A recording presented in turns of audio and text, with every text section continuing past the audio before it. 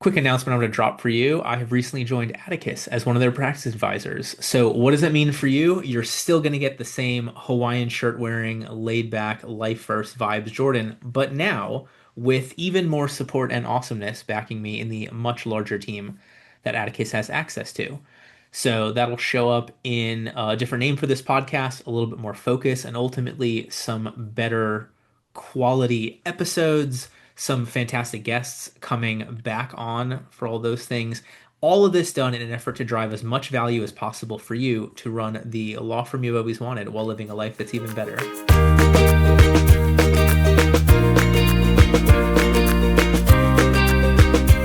Hello, and welcome to another episode of the Lei'd Back Life Podcast. We're talking about how to love life, entrepreneurship, and improve daily.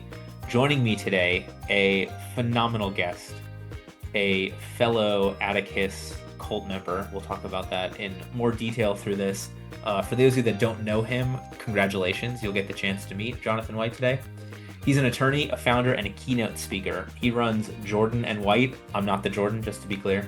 A Massachusetts firm focused on estate planning, probate, and real estate. And through Jonathan White Speaks, he works with business owners and professional groups on leadership and transformation. Boston Magazine has named him a top lawyer in trusts and estates. His work has been featured in the Wall Street Journal, Martha Stewart Living, and Realtor.com. When he isn't in the office or up on stage, you'll find him on the ice, on his Peloton, or at home in Danvers with his wife Carrie and their 3 sons. John, welcome. Thank you. And it was really interesting hearing that intro because the 3 sons part, very top of mind. Our youngest son just graduated from high school this weekend. Hey, And congrats. so we're at that point in life where having everyone at home is a rarity now. And we had everyone at home this weekend and it was fantastic. Oh. My son just broke a plate because there was no room, not intentionally, but he didn't clean off the kitchen table. Yeah. But while I was in my last meeting, he cleaned it up after himself. So, Like, will you know, miracles never cease? This is awesome. yeah, Yeah. anybody who has kids and isn't bipolar, I take my hat off to you. Just the moment of all the ups and downs and ebbs and Yeah. flows. So, but congrats to your son. Thank you. Yeah. So happy to be here this morning and so happy to adorn my one of my favorite shirts in my wardrobe collection. So I could not help but break this out for you today. I love it. Giving people an excuse Yeah. to dress up for the occasion, dress down for the occasion, dress comfortably for the occasion. I'll take Oh, it I in think this is dressing up. This is like, come on, this is elevating our wardrobe. love it. All right, so last week, for everybody who watched, you had the webinar with Dan Snurbush and I talking about AI, specifically building a website very quickly and then putting together some skills in Claude. This episode is going to be pretty different. So we're going to talk about this evolution that Jonathan White has gone through into the speaking, into becoming a keynote speaker, into getting the message out there. And so I'm curious for everybody listening. I think the start for this is like, what made you want to add speaking to everything else you're already doing? Yeah. When I thought about that question, because I've had to think about it recently, I actually trace it like way back to when I was in high school. And I have found myself always in a position of being in front of people talking, right? I was in student government, I was in sports, I was often a leader on a sports team, right? So I just found myself talking. I've always enjoyed that. And for a while, the natural progression was, hey, I'll do retail workshops for potential estate planning clients. I will coach as I got older and get to do it there. And so as I went through that and was pretty satisfied with that level, an opportunity came in front of me to really learn how to be a true public speaker. And when that opportunity presented itself, I decided I could learn how to give a better version of a retail workshop. I could learn how to take this um, real estate probate talk I already give to another level. But instead, I figured if I have someone's undivided attention for 6 months, let me swing for the fences and come up with an original idea. And that's what got me there. All right, so I love that you started this answer with high school. I am convinced that the entire concept of psychology can boil down to you are either trying to recreate your high school experience or have the exact opposite. Because it's that moment where I think you are old enough to begin to find yourself, but young enough to not be convinced that you have found Yeah. yourself. And there's so much open potential. And so I think there's the people that realized they love speaking, that for me realized they enjoyed, coaching. I was coaching the soccer team after I graduated from there, those kind of things. And then there's the people that didn't have as good of an experience and realized like I want to get as far away from what I did in high school. Yeah. Like I don't wear baggy jeans and wallet chains anymore, but it's a mix. Yeah, no, and I think I agree with you on that point. And it's funny to me to look back and think, well, like I didn't say, oh, I wanted to get in front of people and speak. Just I was thrown into situations. I was like, hey, we used to do a thing where we had assemblies, and the whole school would would come to assembly, and a student would have to get up and kind of not be the host, but lead it, do some announcements, and introduce the headmaster or whoever was going to take over. And I was doing it like every third time. Again, not because I was volunteering. They were like, Jonathan, you got announcements today. And it was Gotcha. just kind of thrown into that over life. So I think that's why, and I think that's why I'm comfortable doing it because I just have kind of always done it without a thought. Yeah. Um, but it's amazing though, since it's progressed and then it's by design, a very different thing. But that's how I got into wanting to speak, just because I think I've always done it and it started in high school. So I want to talk about the want in a moment. I go back to that Jerry Seinfeld. It's the biggest fear. You'd rather be, dead than giving the eulogy. Yeah. But before we get to that, I have a question. Do you think that everybody has a story to tell, whether they want to or not? Or do you think that some people, or do you think those things go hand in hand, the want and the story? I absolutely think everyone has a story to tell. I really firmly believe that. I believe that not everyone knows that it's inside of them. And I also believe there's some people that know it's inside of them, but have the fear of talking about it. So in the training program I just kind of went through, which I'm sure we'll talk about a little further, I had the opportunity to sit at a table one day at lunch and about 12 other people in my cohort there. And I said to them, hey, if you took like stock of yourself and you said, what is the one thing you have done in your life that you never thought you would be able or capable of doing from like a fear perspective, not from a financial perspective, what would it be? And of the 12-ish people at the table, the overwhelming majority said getting up on a stage and talking. And I thought the irony of you're going through a professional program to learn how to get on stage and talk, but the thing that you're afraid of most is public speaking. And when I asked them why, they said what you said. I felt I had a story to tell and didn't know how to do it. So I went through this program to learn how to tell it. And some of the stories are magnificent that I heard. It's wild to me. I don't know that I've ever had a fear of public speaking, but I acknowledge that I'm a weirdo in that sense. Um, it's wild to me how many things though that I have thought were going to be terrifying, 75 hard and running a tough Mm. mudder and all those things. But like the minute they're done, you're like, "Oh, I did that. Like I was Yeah. capable of that." And you just sort Yep. of like stack all the things you're capable of. Like you're here now. So Yeah. everything you went through to get to this moment, like use that as motivation to take whatever the next step is. Yep. Yeah, I agree. And it's interesting, Jordan, and that, at the risk of going sideways here on a tangent, I agree with everything you said. And for me, it's like, oh, I did a 90-minute Peloton. I can't believe I did that or whatever. I had an injury recently which set me back and still has me set back. And the fear I now have of getting back on, even though I know for 4 years I did all of these things and stacked all these things, the fear I now have of starting my day one again when that day one's able to come is incredibly powerful, despite all the information I have to the contrary. Ooh, so maybe some people's fear is setting the bar so high that they'll never be able to get back to it just as Hey, much as the fear of doing it. well, actually 6 years Wild. ago. I'm 6 years older than when they started that. Like, I don't know. But yeah, so, when I get to do that day one again, when my body says you can go back to this, I'm already building up oh, am I going to get back to where I was? I mean, And by that the being way, said, like Ronda Rousey and Gina Carano just fought each other at they did. 39 and 44, 40 and 45. Gina Yeah. had lost like 100 pounds.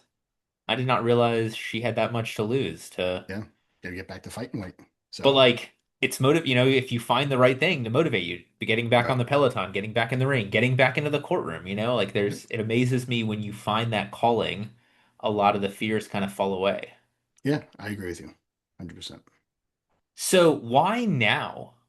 Like, or I shouldn't say why now. When you got to this program, I want to talk about the program in more detail, but like why was that the time that you went into the program to learn to be a keynote speaker?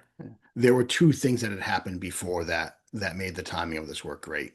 One was a decision I made about 3 years ago, um, sitting in an Atticus program and designing our future. I had decided that I think there was a story inside of me that I needed to tell. It is a very personal story. So I knew my journey to tell it involved other people. I needed buy-in and permission, specifically from my spouse, to tell the Mm. story. What sort of So, permission? are you okay if I'm up in front of a stage telling them about our life? Okay, got it. Telling Like them about, true. yeah, are you, and I'll, don't worry, we'll get into it. Like, I'll tell you a little bit more, but it starts there. And the second thing that happened was I got an opportunity to give a TED style talk. It's called a crosstalk. And I went to Holy Cross College in Worcester, and they have a program through their business school where they bring alums back. And the gist is you have to tie something from your business life to a Jesuit value, because Holy Cross is a Jesuit school. They offered me the opportunity, and I created a talk that I now called Serving First. And the story I told was how I've kind of failed as a business owner, as a business leader, when I thought my business is here for me, my team is here for me, it's me, Mm. me, me. And when I figured out, oh, no, no, I'm here to serve them. And the more I serve them, the better this works. So I told that story. And it was the combination of the two things. When I walked out to that stage for a moment, I'm like, oh my God, I'm about to walk on a stage. I'm not talking about real estate law, estate planning law, probate law, ice hockey. And this is like my original thought. Let's go. And so I absolutely loved it. And I had someone reach out to me afterwards and tell them how it affected them positively. And when that happened, it recalled what I had said 3 years ago that I wanted to do this thing. And so I put the two together. And that's why it became let's go. Like, let's go. Let's do this. But here's the part I want to make sure we don't bury for everybody listening. Because you got out there and told such a true and authentic and genuine story, that's why it resonated with the Yeah. person who gave you that feedback. The feedback started with I've never heard an attorney talk about their team the way you just did. And this is how it affected me. And what did you do? And there was feedback. So it was just an Yeah. amazing piece of feedback. Well, Yeah. and they're probably right because it's easier for everybody to do that buttoned up speech where they look like a hero the whole way instead of being truly Yeah. honest and vulnerable. Right. And talking about your failures. What advice do you have for anybody who struggles with that opening up, being genuine, being vulnerable? How do Yeah. we help more people get over that hump? So Jordan, this is one of the I call it the 4 ways I learned to stop running in my the real speech that not the real speech because my service is speech, but the one I've developed and I'm trying to get out to the most. I call this the speech stop running. One of the 4 ways I learned to stop running is literally called be vulnerable. Mm. And when I talk about being vulnerable, I talk about my idea of what it is and what it isn't. Right? What it is not is going on social media and bearing your heart to the world. What it is not is sitting next to the person who asks, "How are you?" and you unload everything that's going on in your life to that person. Right? It's finding someone that's capable of handling what you're telling them. It's finding someone who is there. And unfortunately, there's a little bit of trial and error here. Like you're gonna fail a few times. And you're going to say some things to people that are really vulnerable to you. They're not going to take it the right way. There's going to be real adverse consequences to it. And the key is you have to learn from, you have to realize, oh, that was not a safe place for me to do what I did. Why wasn't it? And then keep finding the one that is. If your idea of vacation means checking emails from a chair in a different state, you don't have a business. You have a terrible job. Most of the time, it's because we have no vision and we're doing everything. I coach firm owners out of the day-to-day and into more of a CEO type role. Ultimately, they end up doing less in the business, doing more for having a great life, and then we tie that back into a way that actually grows their business. When you're ready to make that switch, click the link below to book a call with me, and let's see how we can work together to help you achieve the life you've always dreamed of. I will say, I love a good like what my girlfriend leaving me at the altar taught me about B2B sales LinkedIn post every now and then, Yeah. but Yeah. 99% of the time I get what you're like Yeah. you're not doing it for the attention. Or if you're doing it for the attention, it becomes clear. It's when you're doing it for the authenticity that it Yeah. really resonates. Yeah. Vulnerability is a hard thing to really master is not the right word, but to practice in your life. And it's really hard. And it's really hard for people to put themselves out there. And a lot of times what I think happens is a lot of people put it inside of themselves, armor up. Sort of the outside world, they look like they're strong, right? They have this exterior armor, but inside they are dying. And if they would just learn how to be vulnerable, even to the person most important to them in their life, the change that comes from that is immeasurable. When you say most important person, you mean themselves or you mean another person most important to them? Themselves. Because I think vulnerability starts inside of you. Do you Yeah. have the courage to say what is really going on inside of you? Know thyself. That's I think the best advice. Yeah. So, So what was your first step after, you did the presentation, you connected the dots yeah. between the feedback and opportunity. You're just like, "Hey, I'm signing up for a course on how to do this." Did you like what'd you do? Life has a way of intervening, I think. And I think if you're out there doing things, fortune sometimes just finds you. And that's what happened here. As I was doing the prep work for the crosstalk, a colleague of mine sent me some information on a company called Heroic Public Speaking and said, I know what you're up to. I think this would be good for you to do. I did their base level entry course, and I think you could do it too. And this So wasn't like, and I get a kickback, right? This was like, "Hey, I genuinely think this is the right thing for you from." there's absolutely no kickback. It's a complete pay it forward. And the funny thing about the program I first took was called CORE, CORE, and Heroic Public Speaking offers it, and it's a completely free course. It's 2 days. The catch is though, you send them $1,000, and when you show up, they give you a check for $1,000 right back. So they just want to get your seat. But it's a 2 day course. I think a lot of people would get a lot out of it.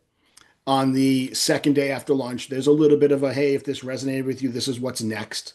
It is not quite the let me sell you a timeshare situation. They do a really good job of handling it professionally so that you're not turned off by them. And there were a lot of good lessons. But what they taught me really resonated to the point I wanted to take the next step. So off the 2 day program, I went into a 6 month program. The first 3 months were just about ideating, writing, and editing. And the editing part was really quickly. As a matter of fact, a lot of friends in my cohort were like, we need more time in editing. And some of us like, well, wait a second, I see what they're doing here. They don't want us stuck on the page. They want us on the stage. Right. So the first 3 months it was intensive. It was 2 Zooms a week. There was a lot of homework, a lot of deadlines. Then the next 3 months, which I thought were going to get a little easier because the program shifted, it was 3 days in person. I'm like, this is great. 3 days in person. We have this week and stuff. We just focus on learning how to perform, how to take the words on your page and bring them onto a stage. And that was really challenging, really difficult. And it still is. I'm still working things out. I'm still practicing. I'm still rehearsing, still tweaking. And I think you And your law always firm do. is still running during this. The law firm is still running. Yes, it is. This Yeah, is not like you get to take a sabbatical to do all these things. This is piling this on top of everything else. it is. Yes, let's add this to the already overburdened schedule. Um, Really good opportunity for the 3 days I was away to make sure things worked right. Like, did they have to break through to get me what worked when I wasn't there? Kind of conversations. And so we learned a lot. But yes, the law firm is 100% still going and will still be going while I'm doing this. So I imagine from that, this isn't like day one of opening a firm, we can also become a keynote speaker. So I'm curious, like, what what do you want to see a firm owner have in place, or what's the feeling they need to have to know that they are capable of adding a commitment like this onto their plate? think there's a few things you have to have. First and foremost, you have to have a team. I mean, I think that seems like pretty obvious. If you're really the only one and you're trying to be on a stage in Lambertville, New Jersey for 3 days, you can't be answering emails or phone calls, right? So at a minimum, I think you have to have at least one person on your team to help you. I don't think it'll work without that. If you want to advance it, you may have some systems in place that automate workflows. I'm not talking necessarily automation from A happens and automatically goes to B, but a process in place that the team that's helping you knows without you having to tell them when A happens, we go to B.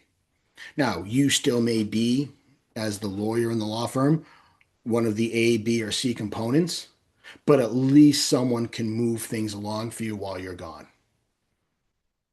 Is the But definitely the second thing. Go ahead.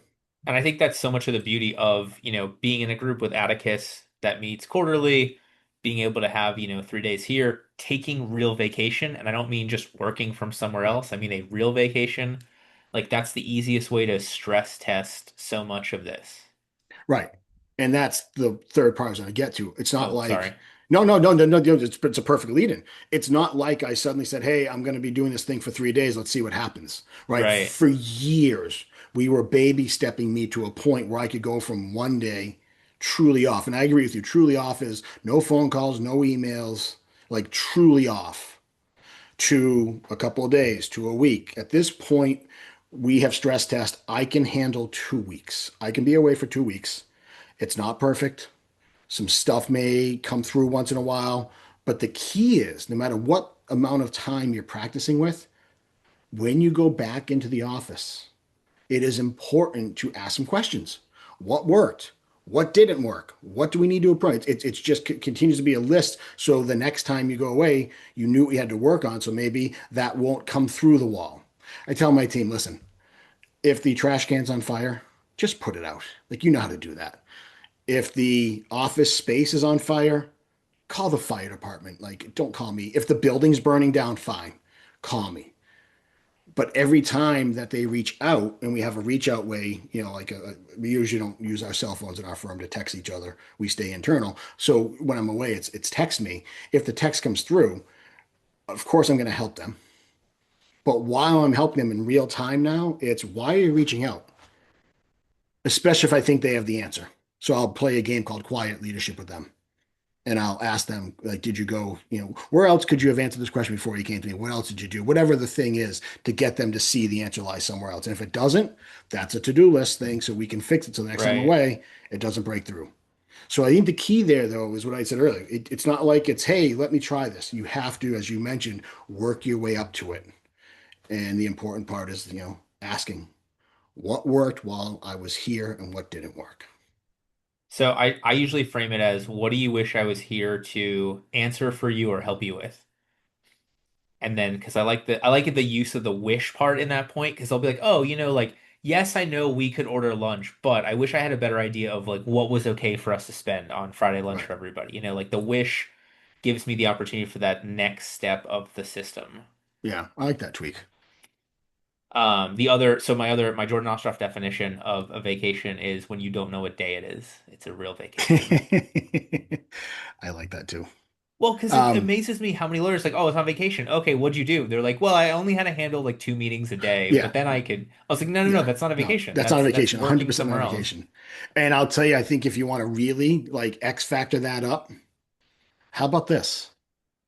Maybe you set your system up so that at least, I don't know, the first half of a Monday, you're alone to do whatever you want without your firm bothering you.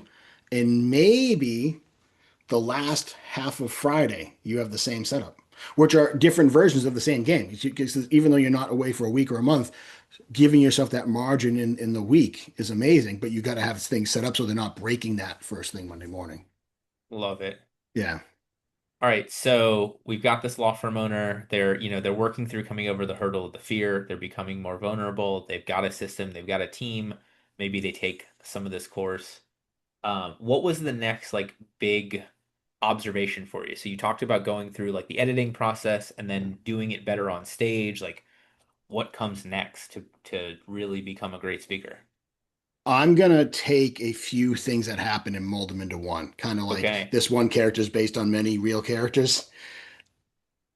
at different points in time, I was doing something called a table read. And a table read is what it sounds like. I'm sitting at a table reading my current copy out loud, not really performing it. If you see me here, my eyes are moving and things. So I'm doing that, but I'm not up acting it. And I had to do a few table reads. And there were three times where I did a table read and there was someone out across the table from me who reacted. And the reaction was such that it really confirmed, yes, I'm on to something. And the on to something is there's someone out there that's life may be improved if they hear what I have to say. And the cool thing about it was, of the three people, there was someone who was in her mid 20s who heard it, and she had just made a very difficult decision regarding her mom. My spouse was one of the people that heard it. Even though I lived this with you, so I knew we were going, I was still like, where's he going next? How is he handling this? And was greatly moved. And then I had another one where there was another attorney who um, reacted off of it, and it was very similar to the 20-year-old that they had someone in their lives, and they're really into firm health, like mental health for their firm, and was just like, not only did I feel this, we have to come get you at our law firm to talk about this. So Mm. when those things happened, that was the next big step because I was questioning like who the hell wants to hear the story of my life, what happened to me, how I got over it, like who wants to hear this? So that was definitely the next big thing, putting it out there and getting a reaction of yes. And I was getting reactions out of my cohort mates, but of course I was. We're in the public speaking thing together. Like I expect that. So when I got reaction from other people is when I said, okay, keep going. You're on to something. This is worth doing. See, it's so fascinating to me because so much of our marketing conversation is like focusing on that really ideal client. But here, I think you're almost better off in your confirmation of the seriousness of this by having the varied ages, connections. So, like, not having a very targeted ideal client in terms of who enjoyed the speech makes it that much easier to commit to. And what's really interesting with that observation is when we're doing the writing phase, when I go backwards to the writing phase, the very first thing that road folks tell us is if you're telling us your audience is anyone and everyone, or if your audience is all people that, then you're never going to write the speech. They made us get very granular on who we were talking to. And what happened was, as we then went from ideating, writing, editing to performing, we realized we started at a granular level, but we developed a speech that could have a broader application. And like you don't get there if you start here. You have to start really narrow, and then it'll eventually get there. And I didn't believe them. And when I went through and saw it happen, I was like, that is crazy how that happened. And they told us it was going to happen. It will get there as in it will have broader appeal. It will have broader appeal, and you'll learn Okay. how to adapt it using the stories you tell to swap audiences. Well, so I given a speech last Wednesday. So normally I talk to all lawyer audiences. I happen to be talking to a business owner group that was not lawyers. So somebody asked me Mm-hmm. a question. I was like, "Oh, the answer everybody hates the most, right? It depends." And Depends. like the room was dead. And I was like, "Oh man, that joke kills with lawyers." And then they started laughing. So like I could Yeah. play off, that Johnny Carson like the joke Yep. bombed. Um but yeah, it's interesting how I think we take because like I didn't realize that joke was going to go over so poorly versus lawyer audiences. Like I think a lot of times we take for granted how specifically knowledgeable we are about who we're talking to when we talk to the same people over and over Yeah. again. So it's really nice to see starting with that and broadening it becoming helpful towards keynote speaking. Can I tell you a fun, well, what I think is a funny story off of what you just said before we kind of go to your next Yeah, question? we'll find out if So it's funny. last Monday, I had a chance to talk at the Real Estate Bar Association for Massachusetts, and I was giving this curated talk I have called Probate Happens. And it's basically, hey, what do closing attorneys need to watch out for in the probate world that blows up their closings, kind of a thing. And normally at these, lawyer, the conferences, everyone is sitting at the table. They have the Reba skirt and ties and just sitting there. Hey man, I'm a trained public speaker. Like, don't try this at home. So they introduce me, and I'm standing up, and I'm out in front of the room, and I'm to look at the odds, using the tools I've learned in heroic to bring into this world in my coach speakers, just sitting there at the table and he could buy the microphone looking at me. And it was funny because the reaction I got off it was awesome. Like there were many people, like I've never seen anyone stand up and talk at a Reba conference before. And then it was, okay, what else are you talking? And it was like all I did was change the energy. And I don't think they even listened to what I had to say. It was just changing the Right. energy. Like, what else do you talk about? Like, what else can we bring you in on? Like, because I stood up. Like, That's wild. so yeah. Uh, See, so I in made you lose your train terms, of thought. I you made threw you me lose your off. train of thought. I threw you Well, off. no, because it amazes me how these small differences, when you get used to the same Yeah. thing. Like I remember being at CleoCon and everybody could find me because I'm the only one not in like dark blue or Right. navy or whatever else. Like it just that one little change becomes so different. So here's a room of people very knowledgeable at the same topic, and the fact that you stood up, everyone's like, "Oh, this is like the Yeah. toilet paper's black, it's Yeah. not white This is toilet different. What's paper. going on? Yeah. This is remarkable. We will Yeah. remark upon this. It is so unique." Yeah. Wild. All right, so talk to me. You're going through Yep. these table reads. You've got some really good feedback from a cross section of people. What's the next step towards putting this together? The next step to putting it together for me shifted from what Heroic wanted me to do. So the next step I'm actually still working on. And it is something called an invited rehearsal, where I find a stage, I curate the audience, I come up with invited feedback, meaning people are not allowed to give me any feedback they want. I was supposed to have done that already. I haven't. My pivot off of it was I wanted to get myself out there. So it became the mechanics of it. So for me, it became doing a website, finding a way to get myself out there as a speaker, not just as an estate planning title attorney. So that's why I thought the website was important. And I did a podcast that was just me as a public speaker, not me as an attorney, or not me as an attorney and a public speaker. It was just public speaking. So I felt it was important to establish that. Now I'm back towards working at this invited rehearsal. But the point is, no matter how you slice it, the next step is to get in a stage and talk. And if someone wanted to hire me, I'm ready to go. Gotcha. So it's like, that's where I'm at. Like, let's get this thing going. Before that, wrapping up heroic, I probably rewrote this thing 4 times after we were done with the writing stage, based off of information I was getting standing up in front of a group of my peers and giving different sections of it and getting feedback off of it. And one of the biggest changes I made was I have a story about a road race my wife and I ran. And initially I was telling it more from my perspective. And I realized it was more powerful if I told it from her perspective. It Mm. became like this meta thing where it was like, we're in the situation, I do all these things, but from her perspective, when I failed in the future, what was that like? Rather than like, oh, I did all this stuff and I failed again. From her perspective, and what happened was we realized in that moment things had shifted. She was where I was. So shifting that story was vital. So there were rewrites. All And then right, like everything so else, you're not satisfied. So you just have to start. And it's like, so I'm accepting where I'm at. I'm going to intend to give this thing more than a handful of times before I now go back and look at stories to see if I have to redo anything. So 30 something minutes into this, I hope we have built the mystery and not that I have buried the lead. Like, give me the Yeah, overview of the actual absolutely. Yeah. speech. So the talk is called Stop Running. The core message is you don't have to outrun your past. You can transform it. The audience I'm Ah, really curating are me, are you. They are entrepreneurs. They are C-suite executives that are achieving. And from anyone in the outside world looking at them, you look successful. That armor I talked about. But inside, we are a mess. We are hollow. We don't know why we keep achieving. Like we achieve something, and then it's like, okay, what's next? And I'm not saying that setting goals and achieving isn't good. It's really understanding the why. So, where this all comes from, Jordan, is I grew up in a house with a brother who was a heroin addict, which basically meant I had developed all these tools as an adolescent that kept me safe in that environment. mm. And they did a really good job. They really did.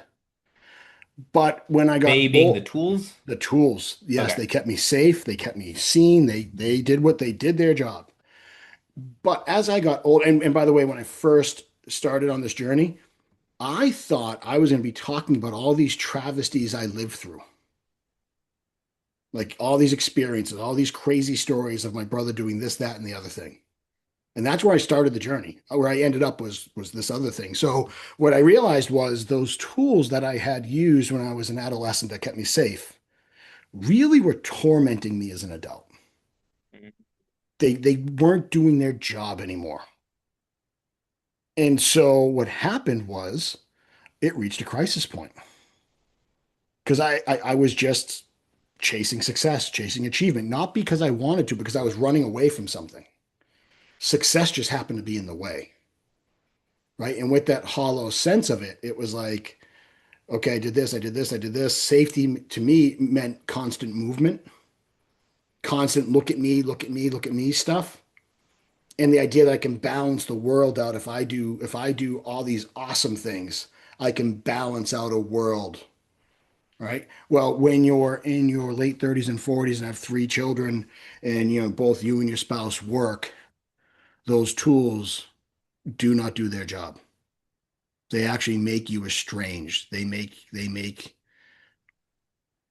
your spouse angry because you're not available. You're not there.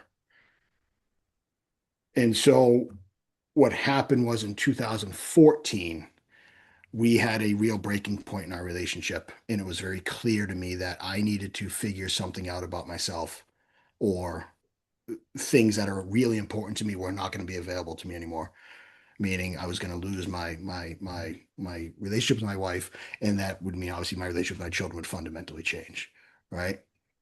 So I tell the story of how we fixed that. They talk about how we did some marriage counseling, but more importantly, they talk about a men's group I went to. A couple of weeks into our marriage counseling, the therapist said, I have this men's group that I think you'd be a good candidate for. So I really talk about what it was like going through that group. And there were four things I pulled out of that group that really shaped me moving forward and transformed how I thought about myself and my life. And then the best part about it is it's not like I did 2 years worth of work and everything was fixed, which is where that road race story comes in, right? So on the tail end of that, I tell the story about how where things are going better, like we're healing. And we decided to have some movement, not for the exercise of it, but for the let's be together, right? Let's be outside without kids pulling at us kind of a thing. And we went from walking to jogging to running. We run the Falmouth Road Race. This was going to be like our crowning achievement. Like, look, this is proof that we did the work and came out the other side together. So we trained together.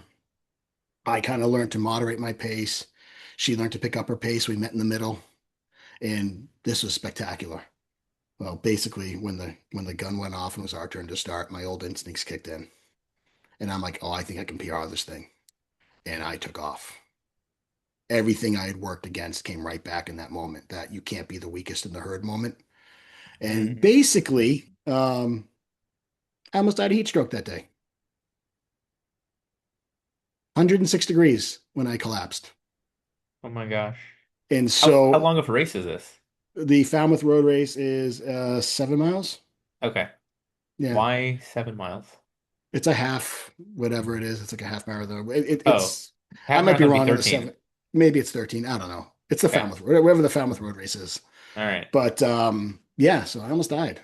And so, like I said, initially I told that story from, mile 6, I can't feel this, mile 7, whatever. And I decided to reframe it. And the reframe was kind of like, here's my wife finishing. She sees my father, the kids, immediately knows something's wrong. And there she is, like, holy crap, like obviously concerned about me, but also like, is this person safe to be with? Like having to redecide all those things all over again and what we learned off of it. So So it is that 7 miles. It's on okay. Yeah, seaside, you and see? it's Yeah. uh because of the specific locations that the founder connected. So there's no that's the distance. Map the course to begin at a restaurant and end at the nightclub. So Yep. Yeah. I made it to the fascinating. nightclub. I don't remember making it to the nightclub, but I made it to the nightclub and then I just collapsed. The So thing I want to talk more about the outcome Yeah. of this, but I want to draw a connection here. It's so interesting to me how much you talked about, the way that the firm was set up to allow you to focus and take real vacation, the time with your wife and your spouse. Like there's a presence connection between these things. There's an ability to be in the moment, to be truly present, to not be distracted with, Yeah. with a phone, with 7,000 other things. And it's really interesting. I'm seeing it more and more like that really Eastern, like mindfulness meditation making its way into like Western business as deep work, as focus, as, Yeah. being a good boss. So I wanted to draw attention to another example of that for myself and anybody else. So thankfully you do not die of heat stroke. I do not die of heat stroke. Yes, I make it. And we do some more work. And where I crescendo is in 2024. So the race was 2015, late summer 2015. Talk about the lessons we learned from that. Then I, fast forward some time. I do a little Game of Thrones time shift on us, and we're in 2024. And we are having, one of the celebrations of celebrations. Our middle son, uh, his high school hockey team was in Division One state championships, playing in the Boston Garden. For a hockey family, this is a big, big deal. And what happened in that time frame was the night before the playoff games, a family would host a dinner for the team and the parents. We're at one of those dinners, and this family goes all out. Like they're awesome people to host, including blowing up pictures of the kids and the team and decorating the house. So in the middle of all of that, the host grabs me and says, "Hey, I got to talk to you." I'm like, "What's up?" Well, I was at Staples collecting all the stuff, and the person behind the counter said, "Hey, can I ask you a question?" I said, "Yes, what is it?" "Do you know that player right there?" And points to my son. And she says, "Of course I do. Like he's on the team. He's actually best friends with my son." She goes, "I'm his uncle. Can you let his dad know that I'm doing fine and give him this card? My cell phone's on the back." So I'm hearing this a couple of cocktails into a party. And of course, everything starts coming back to me, right? I'm like, oh my God, of course this is happening. Of course this is happening now. Like, what am I going to do? The difference in 2024 was I had the practice, I had the tools, I had the presence to be still, which is why I call my speech Stop Running, because I realized it was different styles of movement that was causing the problems. I was never present. I was always moving. Um, but I had the tools to be present. I had the tools to stop. Like, okay, I don't have to flee from this. This doesn't have to put all of my circuits into danger. Grabbed Carrie, went around the corner. "You're never going to believe what just happened." She's asked me, "Are you okay? What do you need?" I said, "I think I'm okay. This is shocking. I'm embarrassed. Do I have to tell this person the whole story of why this is crazy?" She's like, and it was great because I had this moment where in the past that would have short circuited me, but now it doesn't. And it's because of the tools and the practice of using those tools that made it work. Wow. What Yeah. a full circle. Yeah. Craziness. Now, what also occurred to me is how the hell does he know what our son looks like? He hadn't seen him since he was 3, which then created this whole other sense of betrayal because I'm like, ugh, that means my dad has been filling him in on my life and showing him pictures of the kids. And of course he's gonna. Like, that's my dad, and he's still his dad. And just because I've chosen not to have a relationship with him doesn't mean he has to. But still, it invited this a whole other thing that I also had to combat off. I had to like use my tools to like not let that short circuit me too.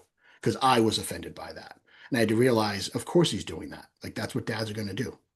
Like that's how he's keeping his family together in his mind. Not asking me to participate, but my sense of being annoyed and bothered by that was probably not a good reaction to that. Again, not saying I couldn't have those feelings, but not to like judge them and place them on him. It's really interesting that we're talking about taking vacation because if you're listening to this podcast when it comes out on Tuesday, this Friday, my newsletter is on 5 tips to take vacation. So, look, I'll be honest, some of them will be things that we've already talked about and we'll cover in this conversation. However, some of them will be new. So, if you're really committed to owning a law firm that allows you to take vacation and travel and have fun and not just work from somewhere else, you have to check out that episode. I mean, I guess what was the final outcome for you from all of this? And then I want to talk about what do you want people to do Yeah. differently once they listen to the presentation. Yeah. The final outcome for me was took a really deep breath and said, you know, of course there'll be times where he comes back into my life. Even though we have not had a relationship in forever, our dad is still alive, right? Um, and it was acknowledging that, okay, I've practiced for years how to deal with this stuff. Just pause, breathe, think, use the tools, and move on. Like it's okay. It's not changing anything. You can expect this to happen. So that's how. And is that what you hope people take away from the presentation? You know, in part it is because there are four things I ask people to consider. I ask people to consider showing up, telling the truth, let go of outcome, and be vulnerable. And each one has kind of a hitting meeting in there. We could do a podcast probably on each one. But the quick hit version is, show up means be fully present. I did heart up here, heart and head, like be fully present. We used to do a meditation before we did our group therapy, and part of the meditation was, there's nothing left to do except for the work of this group. And that's my idea of show up. Like whatever is in front of you, there's nothing else to do except for that. Focus on that. And that could be just being with your spouse, like you said, not on a phone. And I talk about that. I talk about how many times you're at a kid's baseball game and you're, slacking. Yay, let's go. You're missing half the game, kind of a thing. I see it at concerts. I mean, we all want to, and I'm guilty of this, take our phone out and you get the song. And I look back to concert footage 12 years ago, and we were connected with the band, not trying to film it. So that's kind of show up. Tell the truth. I think a lot of us, if someone says to you, I love this thing, how are you? I'm fine. It's Fine, okay. fine. I How are think you fine, yeah, too? fine's the best disguise that truth ever wore. So really be honest with yourself. And there's a difference between tell the truth and being vulnerable. Um, Let go of outcome was the biggest lesson I learned. When I went into that group therapy, my job was to fix my marriage. And it didn't work until I realized, no, it wasn't. My job was there to figure out what was wrong with me and fix me. If my Right. marriage survived because of it, awesome. If it didn't, awesome. Because I'd still be a better person in her life than I was before. When I figured out I had to let go of what I was looking to fix externally and just deal with me. And then to be vulnerable, we kind of talked about at the beginning. To me, being vulnerable is taking that truth you're telling yourself and being able to broadcast it somewhere safe to get the resonance back to you. Well, and I think the third one you mentioned, the letting go of the outcomes, I think that's the thing I like the most about the growth mindset, Yeah. is I find that a fixed mindset is so outcome dependent, whereas the Yeah. growth mindset is, yeah, sure, I lost, but what did I learn from the Exactly. experience? Sure, this didn't go Yep. exactly the way I wanted, but what did I learn from it? Like it really, for me, it empowers me to care less about the outcome. Yeah. And I think if you take those four pieces and work them together, what you find is the ability to stop movement, to stop running, and be present to deal with what's in front of you. And that's the big takeaway for me. Like all those together say, be present. So, what do we want people to do listening to this podcast? I mean, obviously, I think if they have a stage where this speech would resonate, that's a good one. Yeah. I think there's an incorporation of some of the stuff you've said into the lives of everybody who's listened for, this Yeah. hour. What I think else? the one biggest thing people can do is this. Think of one truth that's inside of you that you need to tell someone. Maybe it's, I'm not feeling as good as I'm telling people I am. Maybe it's just something as easy as hearing someone and say, yeah, me too. But think of that one thing that you really need to get out from inside of you. Find that person that is most trustworthy in your life and tell them. It doesn't have to be a big diatribe, just tell them. I had a version of that. Caught in the whirlwind of graduation. Our middle son turned 21 this week, too. I was feeling really, really lost. I felt like I did not have a place in the family life right now because so much was going on. So I just grabbed my wife and said, hey, listen, I don't feel connected. Now, I got it out. I didn't like the reply I got back, but the reply was, yeah, you got to wait a little bit. And her reply was true. Like in all fairness, it was true. It was, we have all this stuff going on that has to take priority. But I got to say what I wanted to say. She absorbed it. She had a response, and the response was, hang tight. We'll be back in a little bit. Right. So that's what I'm asking people to do. Get that one truth out and see what happens. To the person that it will impact the most, to the person that you trust to say it to the most, to To the the person that you trust to say it to the most. Yeah. okay. Yeah, I'm not worried about to who it would impact, just someone that knows how to absorb it for you safely. And then when they give you a terrible answer, then say that truth to the second person, the person you trust the second most, and just I go down learned the who line not until I learned who somebody not to talk to. Yeah, but that's it. Okay, so do we have time for one more kind of story on that? listen, man, I can Yeah. keep going. So, So we had this awesome thing. So like I said, we have three boys. They're 24, 21, and 18. And our 21-year-old is a lot like me. Some may say he's a carbon copy of me and was put in this earth to scorch me for everything I've ever done in life. I may or may oh, not I have that have it. child You too. have that. Isn't it awesome? It's so fun to deal with. I have an intro to that serving first speech, and I get there basically saying that he was born on a Friday the 13th, so you could say he had a little mischief baked right in. You know, to me, he's kind of like karma in human form. So in any event, he was home this week from college. Our 18 was having an issue, and he went to the big brother to talk to him. And the big brother did not have any margin in his life to hear his little brother. And it became and like this immediate, like, just brush it off. You're fine. Stop thinking about it. Why are your emotions involved? Like the exact thing we knew he would say. And so, of course, they came downstairs and they continued to do the bickering in front of us. And all we tried to do was get the older one to say, hey, listen, your job is just to absorb, just hear. You don't have to solve it. Right. You don't have to get mad at him if he doesn't like you. Like he's just asking you to hear him. So it's kind of like the embodiment of everything we've been talking about. And I'm sitting there like helpless, trying to like chime in and teach them something because it's a 21-year-old and 18-year-old and they just wanted to be brothers bickering at each other rather than be like, this is how you can help each other. But I think that's one of the So, hardest things to do as I want to say, especially as a man, I have no frame of reference if it's the gender or not, but like there's so many moments, my wife will be telling a story and I was like, all right, are you telling the story to business partner Jordan, to spouse oh, Jordan, to friend Jordan? Like, yeah. what are you looking for? Or you just want somebody to vent to? Okay, great. Yep. You're right. That was terrible. I'm sorry that happened to you. That's a really good point, and that came up a lot in our group therapy on how to deal with people. It's very important. Like, okay, you want to tell me something? Like, what do you want me to do off of this?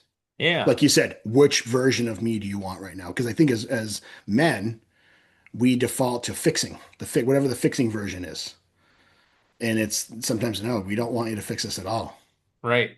So yeah, Well, and especially with us as business partners for so long, right? It's like, yeah, oh, if you're complaining, like this is a system in the business that needs to be worked on. Like, no, I'll talk to so and so. I just wanted to vent about, why somebody did this way.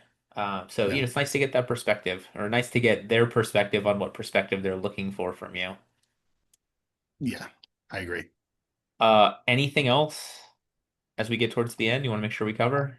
I have loved everything we've covered today, especially how it was important to weave in the idea of for folks out there that want a side hustle style to their law firm, you just don't go out and do it on day one. There's some work to do in the firm.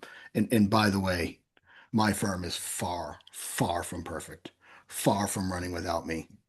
And despite that I'm doing, what I'm doing, we still have our trials and tribulations. We're still building, we're still fixing. I'm just at a point where I can do it and fix it while we're flying. And it took me a while to get there. Well, and the other thing that I always like telling people when it comes to that, side hustle, the more not side that it is, the easier. Right? So like you're a lawyer and you're talking about speaking to people, right? And obviously convincing a judge to rule on a probate is different than convincing this audience to treat the future of their life differently. But like for me, I became the marketer for my firm. I had the marketing company. I became the managing partner and coached everybody. I became Yep. a coach. Like a lot of these side hustles, the best side hustles are going to be that thing that you already love about what you're doing in a way that lets you do that more, I think. I agree with you 100%. Cool. All right. So, for anybody who's smart enough to want to pick your brain more, wants to see the Mhm. presentation, wants to, get invited to the targeted feedback, should that happen, what's the best way for them to stay in touch with you? There's two ways. You can find me at jonathanwhitespeaks.com, and there's ways to follow us and email us right from there. Or you can find me at jordanwhitellc.com. Either way, it gets back to the same funnel, and that's how you find out what we're up to, where we're working. There'll be a speaker reel coming soon. I'm recording that in 2 weeks. I'm really excited about that. So that's how you find me. Awesome. And we've covered a lot Yeah. of this was a dense episode, and I mean that in a good way. Like there's a lot that people can unpack from the things that we covered. So if you want to leave with people with just a one, if they forget everything else, one, most important takeaway, biggest nugget of wisdom, most helpful thing that we can instill in more law firm owners. Find time to be present, right? It's important, not just for the folks on your team and your business, but for the other folks. So when you're not in your law firm, it's okay if you don't answer the phone or check emails. Everything will still be there. And that's the most important thing you can do for the health of yourself, your family, and your business. Yeah, for the staff too, not answering every question helps them figure stuff out. Yeah. I love that. That was great. All right. Well, thank you so much for being with us. Thank you to everybody who watched and listened. We'll see you back here next week for the next episode. In the meantime, find time to be present.